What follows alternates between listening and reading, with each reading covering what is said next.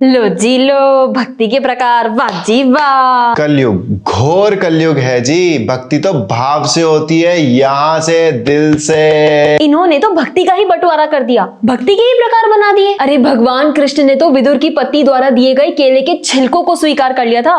भगवान तो भाव को ग्रहण करते हैं, भगवान भावाग्राही जनार्दन होते हैं। पहले धर्म को बांटो, फिर हिंदुओं को बांटो, फिर ग्रंथों को बांटो, अब एक बेचारी भक्ति बची थी उसको भी बांट दिया। हे भगवान, इनकी ना चोंचलेबाजी खत्म नहीं होती। बड़े आए भक्ति के प्रकार बताने वाले। बहुत ही इंपॉर्टेंट पॉइंट। अगर आपको भक्ति से जुड़े हुए कम से कम 3 वर्ष हो गए हैं तो ही ये वीडियो देखें, वरना सब कुछ आपके सर के ऊपर से जाएगा और आप कहोगे कौन है ये दोनों, क्या कह रहा है टकलू। बिग वार्निंग, अगर ये वीडियो देखकर आप दूसरे इंसान को जज करने लगते हो कि अच्छा ये तो ऐसे कर रहे हैं, इसका मतलब ये शुद्ध भक्ति तो कर ही नहीं रहे हैं, हाँ फॉलन। तो ये पूरा ज्ञान वर्थ है, ध्यान रहे। ये पूरा का पूरा वीडियो हमारे लिए है, हमारी खुद की भक्ति को अशुद्ध भक्ति से शुद्ध भक्ति की तरफ ले जाने के लिए है, जिससे हमें पता चल पाए कि हम गड़बड़ कहां कर रहे हैं। कुछ तो गड़बड़ है। आज टेंशन की बात ये नहीं है कि किसी डिजाइनर ने राधा रानी का अपमान कर दिया। टेंशन की बात यह है कि उन्हीं रील्स पर, उन्हीं फोटोज पर 2 लाख से ज्यादा तो सिर्फ और सिर्फ लाइक्स हैं। कितने दुख की बात है कि लोग सही और गलत के बीच में डिफरेंस समझ ही नहीं पाते, वो उसी को भक्ति मान बैठते हैं। और यही नहीं, कोई अपनी मर्जी से गोल गोल केशी घाट पे घूम रहा है, कोई अपनी मर्जी से गोल गोल मंदिर में घूम रहा है और उसी को लोग भक्ति मानकर बैठे हैं। तो इसीलिए ये वीडियो बनाना बहुत ही ज्यादा इंपॉर्टेंट है, टाइप्स ऑफ भक्ति, जिससे कि हम सब ये समझ पाए कि शुद्ध भक्ति क्या नहीं है। लेकिन हमें तो पता है भक्ति के प्रकार। श्रवणम, कीर्तनम, विष्णु स्मरणम, पाद सेवनम, अर्चनम, वंदनम, दास्यम, साख्यम, आत्मनिवेदनम। नहीं, ये नवविध भक्ति प्रोसेसेस हैं जिनके थ्रू हम भक्ति करते हैं, और ये वीडियो नवविध भक्ति पर बेस्ड नहीं है। शिला प्रभुपाद जी का पूरा जीवन ये कहने में चला गया कि क्या भक्ति नहीं है। भक्ति के नाम पर अनेक क्रियाएं करते हैं लोग, और वो भक्ति दिखती है, भक्ति प्रतीत होती है, लेकिन वो शुद्ध भक्ति नहीं है। एक एग्जाम्पल से समझते हैं। देखो, घी है। अब घी तो कभी अशुद्ध होता नहीं है, वो तो हमेशा शुद्ध होता है, लेकिन कंपनीज को फिर भी शुद्ध देसी घी कहकर बेचना पड़ता है, उसके सामने शुद्ध टर्म का टैग लगाना पड़ता है। ऐसा क्यों? क्योंकि आज हम देखते हैं कि घी में 100,000 प्रकार की मिलावट देखने को मिलती है ना। इसीलिए ये क्लैरिफाई करना पड़ता है कि हमारा घी सबसे शुद्ध, 100% शुद्ध, नो मिलावट के साथ। तो देखो, घी तो शुद्ध ही था जब तक उसमें कोई मिलावट नहीं हुई थी। इसी प्रकार भक्ति का जो नेचुरल स्वरूप है वो शुद्ध ही है, लेकिन क्या होता है, लोगों के खुद के कर्म, ज्ञान, सेंटिमेंट्स, स्पेकुलेशंस, खुद के कंफर्ट जोन में रहना, ये सब चीजों की मिलावट भक्ति में जब मिल जाती है तो भक्ति शुद्ध नहीं रहती। और इसी तरह भक्ति के बहुत सारे टाइप्स बन जाते हैं, और ऐसी ही मिलावट वाली भक्ति आज हमारे चारों तरफ फैली हुई है। हम ऐसी भक्ति से हर जगह से घिरे हुए हैं कि नहीं जी, हम तो अपनी मर्जी से भक्ति करेंगे। अब देखो क्या हो रहा है, लोग इस मिलावट वाली भक्ति को भक्ति मानकर बैठे हैं और इसी चक्कर में पूरे जीवन शुद्ध भक्ति के कॉन्सेप्ट से वंचित रह जाते हैं। आपसे एक क्वेश्चन है, हमारे लिए कौन ज्यादा खतरनाक है, वो व्यक्ति जो नास्तिक है या फिर वो व्यक्ति जो सबको मिलावट वाली भक्ति सिखा रहा है? जो व्यक्ति नास्तिक है उसका तो हमें एकदम पता चल गया कि हाँ ठीक है, हमें उससे दूरी बनाकर रखनी है। लेकिन वो व्यक्ति जो भक्ति का दिखावा कर रहा है, अपने स्पेकुलेशंस के ऊपर बेस्ड भक्ति कर रहा है, अगर हम उसको फॉलो करेंगे तो वो ज्यादा खतरनाक है, क्योंकि हमें पता ही नहीं चलेगा कि कब उसकी टीचिंग्स हमें रियल भक्ति से दूर ले जाती चली जाएंगी। तो आज जो आप जानोगे वो जानना इतना ज्यादा इंपॉर्टेंट इसीलिए है ताकि हम ये आइडेंटिफाई कर सकें कि शुद्ध भक्ति क्या नहीं है और शुद्ध भक्ति क्या है। अब इसको क्लियरली समझते हैं। देखो, भक्ति की 2 कैरेक्टरिस्टिक्स होती हैं, 2 विशेषताएं होती हैं। पहला, मार्जिनल मतलब तटस्थ लक्षण। तटस्थ लक्षण को डिफाइन करती है भक्ति आभास। आभास मतलब इंप्रेशन, एक दिखावा, मतलब ऐसी भक्ति जो दिखे कि ये भक्ति है, लेकिन वो भक्ति है भी और नहीं भी। लेकिन शुद्ध भक्ति बिल्कुल भी नहीं है।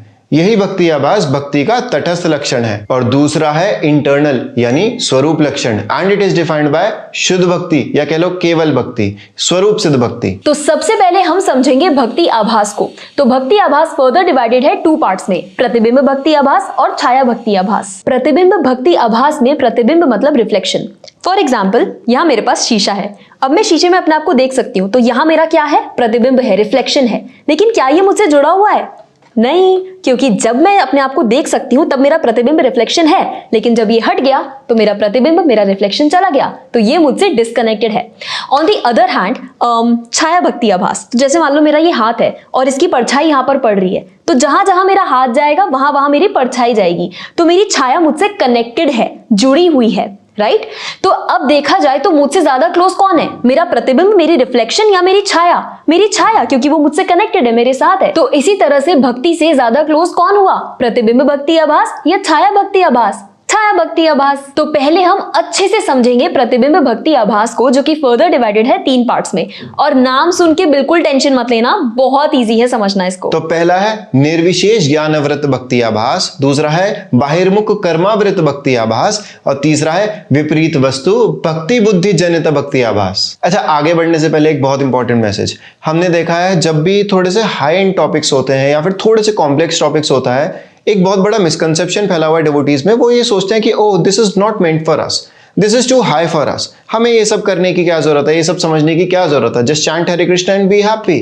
नहीं, ये एक बहुत बड़ा मिसकंसेप्शन है। क्यों? क्योंकि हमारे आचार्यगण क्लियरली बताते हैं कि कृष्ण तत्व, जीव तत्व, माया तत्व, भक्ति तत्व, ये सब का ज्ञान ना होना भी एक प्रकार का अनर्थ है। और इन अनर्थों को क्लियर करे बिना हम आगे की जो भक्ति की स्टेजेस हैं, निष्ठा, रुचि, आसक्ति, भाव, ये सब तो जाने की फॉरगेट अबाउट इट। और गोलोक तो भूल ही जाओ, फिर इन सब स्टेजेस पे नहीं पहुंचोगे तो इसीलिए अगर हमें गोलोक वृंदावन जाना है, हमें ये पूरा तत्व ग्रहण करना होगा, और ये तत्व को ग्रहण ना करना भी एक प्रकार का अनर्थ है। तो आप समझ रहे हो, कृष्ण कॉन्शियसनेस ये कोई सेंटिमेंट्स पर बेस्ड नहीं है, ये बहुत साइंटिफिक प्रोसेस है। इसको अच्छे से समझना बहुत जरूरी है। अब आगे बढ़ते हैं। तो प्रतिबिंब भक्ति का पहला टाइप है निर्विशेष ज्ञानवृत भक्ति आभास, या कह लीजिए ज्ञान मिश्र भक्ति। तो जब एक साधक दिखाई दे रहा है कि वो भक्ति कर रहा है, राधा कृष्णा की बातें कर रहा है, महामंत्र जप कर रहा है, राधा नाम का जप कर रहा है, लेकिन वास्तव में जो उसका गोल है वो वैकुंठ जाना या फिर गोलोक जाना नहीं है, बल्कि बस मुक्ति पाना है, इस भौतिक जगत से बाहर निकलकर ब्रह्म में लीन हो जाना है, तब वो कहलाता है निर्विशेष ज्ञानवृत भक्ति आभास। यहाँ पर भक्ति में जो ज्ञान का मिश्रण है वो ओवरपावर कर देता है उसकी भक्ति की एक्टिविटीज को।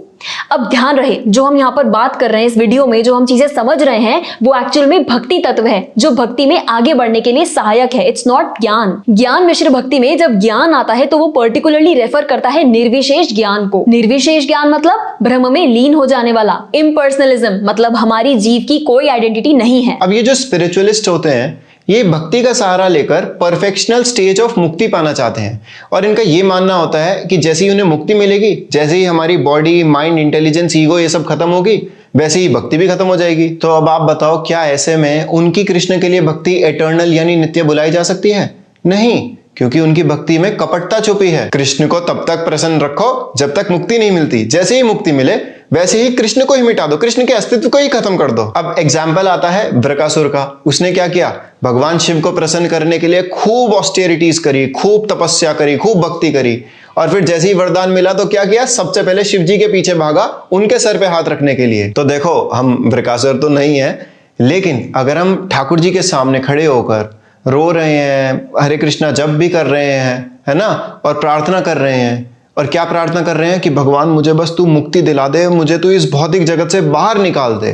ठीक है, अच्छी प्रार्थना है, लेकिन भौतिक जगत से बाहर निकलकर कहां जाना है? डेस्टिनेशन क्या है? अगर हमें भगवान के धाम में जाकर उनकी सेवा करनी है, फर्स्ट क्लास, वेरी गुड। लेकिन अगर हमें भौतिक जगत से निकलकर एक ब्रह्म में लीन हो जाना है, मर्ज हो जाना है, then it's a problem and then it is निर्विशेष ज्ञानवृत भक्ति आभास। तो ध्यान रहे, हम भगवान के सेवक हैं, उनमें घुल मिल नहीं जाएंगे, उनकी सेवा करेंगे। सेकंड एग्जांपल, जो लोग बस भगवान की सेवा इसीलिए कर रहे हैं कि वो बाद में ब्रह्म में लीन हो जाएंगे, सिर्फ इसीलिए कर रहे हैं कि अभी तो बस जी हम अपनी इंद्रियों को कंट्रोल कर लें और बस जी अपनी सेंसेस को कंट्रोल में ले आए, दैट्स इट। उसके बाद जैसे ही हमारा शरीर खत्म, हम खत्म, हमारा अस्तित्व खत्म, भगवान खत्म, विग्रह खत्म, सब कुछ खत्म, बस ब्रह्म रह जाएंगे, हम उसमें कहीं जाकर लीन हो जाएंगे, मर्ज हो जाएंगे, एंड दैट्स इट। तो ये भी निर्विशेष ज्ञानवृत भक्ति आभासी कहलाई जाएगी। सेकंड पे चलते हैं, बाहिर्मुख कर्मावृत भक्ति आभास, या कह लो कर्म मिश्र भक्ति। अब इसे समझना बहुत सिंपल है। यहां पर कर्म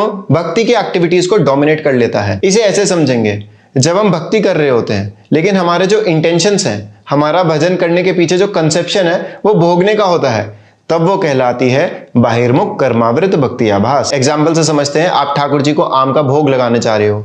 उस आम को देखकर पहले भोग लगाने से पहले आपके मन में क्या विचार आ रहा है? इस आम को तो मैं खाऊंगा, नमक छिड़क के मजे से तो ये बाहिर्मुख कर्मावृत भक्ति आभास ही कहलाएगी। इन शॉर्ट पिछले वाली में हमारा जो मोटिव था, हमारे जो इंटेंशंस थे, वो भक्ति के दम पर निर्विशेषवाद में लीन हो जाना था, ब्रह्म ज्योति में लीन हो जाना था। लेकिन यहां पर हमारे जो इंटेंशंस हैं, हमारा जो कंसेप्शन है हमारे चैंटिंग करने के पीछे, वो ये है कि अपनी एक्टिविटीज के रिजल्ट्स को मुझे एंजॉय करना है। एग्जांपल से समझते हैं। लेट्स से आप चैंट कर रहे हो और चैंट करते करते आपके दिमाग में बिजनेस चल रहा है, बिजनेस रन कर रहा है। आप इसी कंसेप्शन के साथ कंटिन्यूअसली चैंट कर रहे हो कि yes I have got this amazing idea, हाँ अपनी सेल्स इतनी बढ़ा लेता हूँ, ये कर लेता हूँ, वो कर लेता हूँ। तो ये जो पूरा कंसेप्शन है ये बाहिर्मुख कर्मावृत भक्ति आभास के अंतर्गत आता है। एक और एग्जाम्पल से समझते हैं। लेट्स से आप मंदिर में बैठे हो, कीर्तन चल रहा है, अब आप कीर्तन कर रहे हो।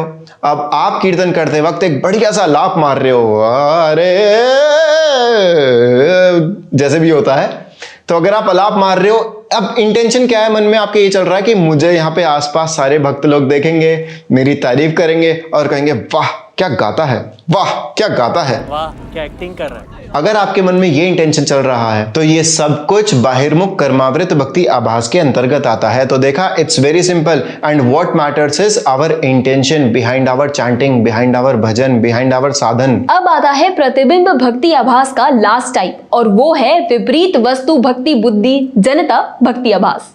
अब आप सोच रहे होंगे यार माता जी पूरे गांव का नाम ले दिया आपने, तो बहुत लंबा नाम ले दिया, ये क्या है? बहुत इजी है समझना, नाम से ही देख लो। विपरीत वस्तु मतलब जो एक्टिविटी भक्ति के एकदम विपरीत है, एकदम ऑपोजिट है, लेकिन हमें क्या हो रहा है, हमें उसका आभास हो रहा है कि अरे वो तो भक्ति है। सो दैट इज विपरीत वस्तु भक्ति बुद्धि। हमारी बुद्धि ऐसी हो गई है कि हम उसको भक्ति मान रहे हैं, हमें उसमें भक्ति का आभास हो रहा है। सो दैट इज विपरीत वस्तु भक्ति बुद्धि जनिता भक्ति आभास। जनिता मतलब टू क्रिएट। ओके इसको बहुत इजीली हम एक एग्जांपल से समझते हैं। तो मान लो मुझे बनना है डॉक्टर, तो मैं डॉक्टर बनने के लिए पढ़ाई कर रही हूं। अब जो डॉक्टर बनने से फेम आएगा वो मुझे आएगा, लेकिन मैं ये सोचने लग जाऊं कि अरे प्रभुपाद ने तो बोला था कि भक्तों को डॉक्टर होना चाहिए, तो क्या मेरा पढ़ाई करना टू बिकम अ डॉक्टर भक्ति हो गया? नहीं, इसमें हमें भक्ति का आभास हो रहा है, लेकिन ये है एकदम विपरीत वस्तु। तो ये उसका एग्जाम्पल हुआ। हमें ये समझना होगा कि जो हमारा इंटेंट है टू बिकम अ डॉक्टर या फिर कोई भी प्रोफेशन अगर हम परस्यू कर रहे हैं, तो जो हमारा इंटेंट है वो महाभागवत वाला नहीं है, वो उस प्योरिफाइड स्टेज पर नहीं है। तो इसीलिए हम अपनी एक्टिविटीज को एज शुद्ध भक्ति क्लासिफाई नहीं कर सकते हैं। तो अगर हम माला कर रहे हैं, जप कर रहे हैं, तो इसका मतलब ये नहीं है कि सारी की सारी एक्टिविटीज जो हम अपने जीवन में कर रहे हैं वो भी भक्ति कहलाएंगी। सो फॉर एग्जाम्पल मान लो मेरा स्कूटर खराब हो गया, तो अब मैं ये सोच रही हूँ मैं स्कूटर की सर्विस कराऊंगी, उसके बाद मैं जाऊंगी, मैं फूल लेकर आऊंगी, मैं ठाकुर जी के लिए भोग लेकर आऊंगी, तो मेरी स्कूटर की सर्विस कराना भक्ति है? नहीं, वो भक्ति नहीं है। लेकिन अगेन ये समझना जरूरी है कि अगर एक उत्तम अधिकारी के साथ ये होता है तो उसकी स्कूटर को सर्विस कराना भी भक्ति है। और उत्तम अधिकारी हम में से 99.99999% नहीं है। उनका इंटेंट, उनका मोटिवेशन कंप्लीटली डिफरेंट होता है। वो बहुत ही प्योरिफाइड और एडवांस्ड स्टेज पर होते हैं। तो ये थे 3 टाइप्स ऑफ प्रतिबिंब भक्ति आभास। अब बहुत सारे डिवोटीज को ये आइडिया होता है कि हम जो भी अभी कुछ कर रहे हैं ये खुद ही ऑटोमेटिकली शुद्ध भक्ति के रूप में कन्वर्ट हो जाएगी, लेकिन नहीं। हमारे आचार्य ने क्लियरली मेंशन किया है कि प्रतिबिंब भक्ति आभास के अंतर्गत की गई कोई भी एक्टिविटी कभी भी ऑटोमेटिकली शुद्ध भक्ति में कन्वर्ट नहीं हो सकती। ऐसा करने के लिए हमें अपनी कॉन्शियसनेस को जड़ से प्योरीफाई करना होगा, वरना जब तक हमारा निर्विशेषवाद में लीन होना या फिर कर्मिक एक्टिविटीज के रिजल्ट्स को भोगने का इंटेंशन रहेगा, तब तक शुद्ध भक्ति में प्रवेश करना असंभव है। तो अब हम आते हैं छाया भक्ति आभास पर। तो प्रतिबिंब भक्ति आभास की तरह छाया भक्ति आभास में कपटता नहीं है, सिंप्लिसिटी है। छाया भक्ति आभास में और शुद्ध भक्ति में काफी बातें सेम भी हैं, और जो छाया भक्ति आभास है वो शुद्ध भक्ति से काफी क्लोज है, काफी जुड़ी हुई है। तो छाया भक्ति आभास के 2 प्रकार होते हैं। सबसे पहला है स्वरूप ज्ञान अभाव जनित भक्ति आभास। नाम से ही क्लियर है, स्वरूप ज्ञान का अभाव, स्वरूप ज्ञान अभाव जनिता भक्ति आभास। अब स्वरूप ज्ञान क्या?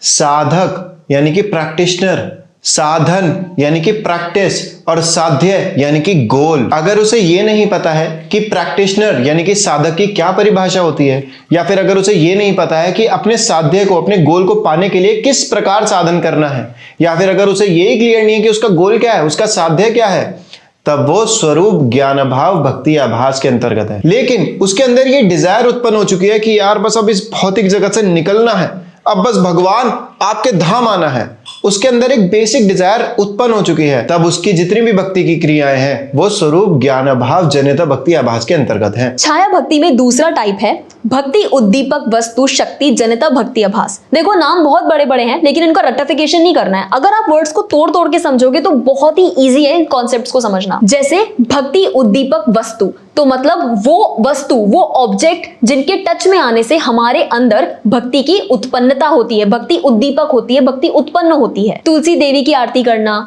धाम में रहना, धाम की परिक्रमा करना, महाप्रसाद ग्रहण करना, वैष्णवों की चरण धूलि को स्पर्श करना, तो इन सब ऑब्जेक्ट्स के टच में जब कोई आता है जानबूझ के या कैसे भी, तो फिर उनके अंदर होता है भक्ति की डिजायर्स का उद्दीपक, उत्पन्न होती है भक्ति की डिजायर्स हमारे अंदर। तो दैट इज भक्ति उद्दीपक वस्तु शक्ति, क्योंकि हमें शक्ति मिल रही है जनिता भक्ति आभास। तो देखो छाया भक्ति आभास सही और एडवांस डिवोटीज के एसोसिएशन में आकर ना शुद्ध भक्ति में कन्वर्ट हो जाती है, लेकिन प्रतिबिंब भक्ति आभास ये बहुत खतरनाक है, यहां से निकल पाना बहुत मुश्किल है। तो अब हमें शुद्ध भक्ति की तरफ चलना है। अब हम समझेंगे एक्सक्लूसिव डिवोशन को, केवल भक्ति को। So before we begin explaining shuddh bhakti, हमको ये समझना होगा कि अभी हम लोग कहां डोल रहे हैं। अभी हम लोग इन तरीके की जो हमने भक्ति एक्सप्लेन करी है, अभी हम इसी से बाहर नहीं निकले हैं। तो शुद्ध भक्ति तो अभी दूर है, बड़ी दूर नगरी, लेकिन ये सब कुछ जानना बहुत इंपॉर्टेंट है ताकि हम लोग एनालाइज कर सके, सेल्फ इंट्रोस्पेक्ट कर सके that where we are, and it is very important.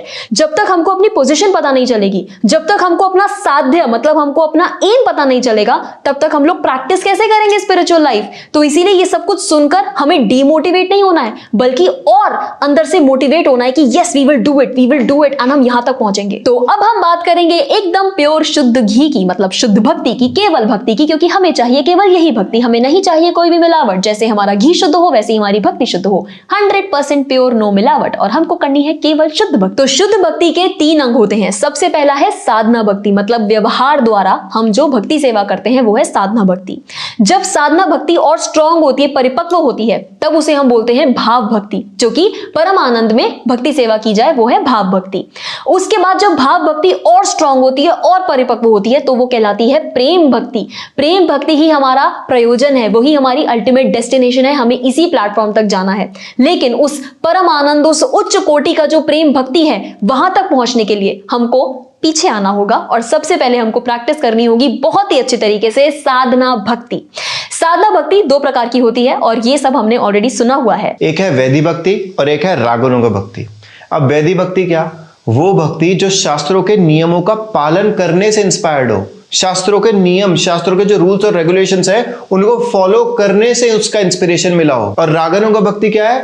वो भक्ति जो कृष्ण के प्रति जब हमारा लोभ डेवलप हो जाता है, जब हमारा ग्रीड डेवलप हो जाता है और वो ग्रीड हमें इंस्पायर करे हमारी भक्ति की एक्टिविटीज करने के लिए, वो है रागानुग भक्ति। अब देखो ऐसा बिल्कुल भी नहीं है कि जब हम रागानुग भक्ति में प्रवेश करते हैं तो वैदिक भक्ति की जो एक्टिविटीज होती हैं वो छोड़ दें या वो खत्म हो जाए। नहीं, कौन सी एक्टिविटीज? श्रवणम, कीर्तनम, विष्णु स्मरणम, पाद सेवनम, अर्चनम, वंदनम, दास्यम, ये एक्टिविटीज रागानुग भक्ति में प्रवेश करने पर भी कंटिन्यू रहती हैं। लेकिन जैसा कि बताया, बस हमारा उन एक्टिविटीज को करने का जो इंस्पिरेशन है ना, वो शास्त्रों के जो रूल्स और रेगुलेशंस है ना, उससे चेंज होकर कृष्ण प्रेम को पाने के लिए जो ग्रीड है ना, वो हो जाता है। बस हमारा सुबह उठना, हमारे सारे रेगुलेटिव प्रिंसिपल्स को फॉलो करना, हमारा सब जप करना अच्छे से, मॉर्निंग मंगल आरती, एवरीथिंग, वो सब कुछ रहता है। लेकिन वो जो इंस्पिरेशन का जो सोर्स है वो इस बार रागानुग भक्ति में वो शास्त्रों के रूल्स और रेगुलेशंस नहीं है, वो हमारा खुद का जो अटैचमेंट डेवलप हुआ है, हमारा जो ग्रीड डेवलप हुआ है कृष्ण प्रेम को पाने के लिए,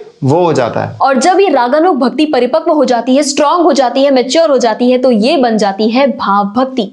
और इस भाव भक्ति के प्लेटफॉर्म पे जो रागानुग भक्ति होती है उसमें आ जाते हैं 2 डिविजन्स, कामानुगा और संबंधानुगा। संबंधानुगा में 5 में से 4 रस आते हैं और ये 5 रस कौन से हैं? शांत, दास्य, साख्य, वात्सल्य और माधुर्य।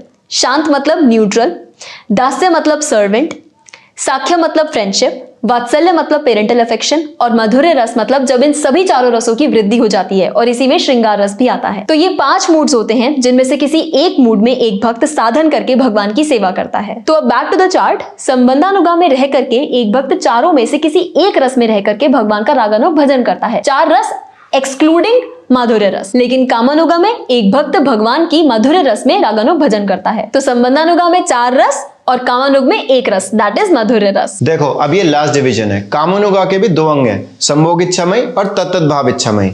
अब संभोग इच्छामय में वो भक्त आते हैं जो रागानुगा भाव भक्ति कर रहे हैं। किस उद्देश्य से? ठाकुर जी के साथ रासलीला में प्रवेश करने के उद्देश्य से, यानी कि गोपी रूप पाने के उद्देश्य से। And by this we don't mean this. और तत्त भाव इच्छामय में एक भक्त की खुद रास करने की इच्छा बिल्कुल नहीं होती, संभोग करने की इच्छा नहीं होती, बस एज अ मंजरी सेवा करने की इच्छा होती है। जो जो राधा रानी के भाव होते हैं वही मंजरियों के हृदय में मैनिफेस्ट होते हैं। और यूजुअली हम यहाँ तक आते भी ना, लेकिन हमारा यहाँ पर आना इसलिए इंपॉर्टेंट था क्योंकि ये बताना बहुत इंपॉर्टेंट है कि हमारी रूपानुगा लाइन में अधिकतर आचार्य गुरु इसी भाव से भक्ति करके गोलोक वृंदावन में एज अ मंजरी सेवा कर रहे हैं। अभी रिसेंटली हम सब ने हिज होलीनेस गोपाल कृष्ण गोस्वामी महाराज जी की अप्रकट लीला देखी। तो अभी वो कहाँ है? गोलोक वृंदावन में। और किस भाव में है? मंजरी भाव में। अच्छा, हम सभी बात करते हैं कि अरे रघुनाथ दास गोस्वामी तो रति मंजरी हैं, भक्ति विनोद ठाकुर तो कमल मंजरी हैं। तो उन्होंने एज अ साधक किस मूड में रहकर किस तरह से भक्ति करी, क्या उनका उद्देश्य था, ये सब कुछ अब हमें समझना बहुत जरूरी है। अब ये पूरी हो गई केवल भक्ति, शुद्ध भक्ति। बस एक लास्ट चीज देखो, जो प्रेम भक्ति है ये सिर्फ गोलोक में हो सकती है, जिसे हमारी स्वरूप सिद्धि के बाद ही पाया जा सकता है। इसे रागात्मिक जन यानी जो भगवान के एसोसिएट्स हैं बस वही कर सकते हैं। ये प्रेम भक्ति इस भौतिक जगत में, इस बॉडी में नहीं पाई जा सकती। अच्छा, अब ये जो हम रागानुगा भाव भक्ति कर रहे हैं इस भौतिक जगत में, ये हम क्या कर रहे हैं? ये हम अनुगत्य कर रहे हैं। किसका? रागात्मिक जनों का। अब रागात्मिक जन कौन? राग आत्मिका, जिनकी आत्मा में ही राग है, स्पॉन्टेनियस लव है। रागात्मिक जन हो गए भगवान के एटर्नल एसोसिएट्स, नित्य परिकर यानी सभी व्रजवासी। अब इसमें भी दो सेक्शन हो गए।